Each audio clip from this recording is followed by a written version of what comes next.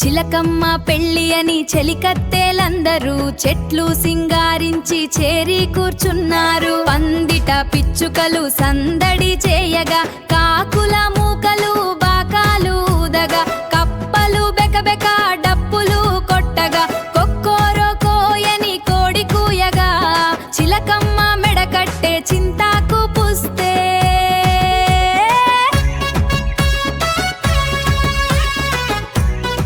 జుమ్మని తుమ్మెదా తంబుర మీటగా, కుహు కుహుయని కోయిల పాడగా, పిల్ల తెమ్మెరలు వేణు ఊదగా, నెమలి సొగసుగా నాట్యం చేయగా, సాలీడిచ్చిన చాపు కట్టుకొని వెళ్లి కుమారుడు బింకము చూపగా, చిలకమ్మ మెడకట్టే సింతాకు పుస్తే, చిలకమ్మ మెడకట్టే సింతాకు పుస్తే.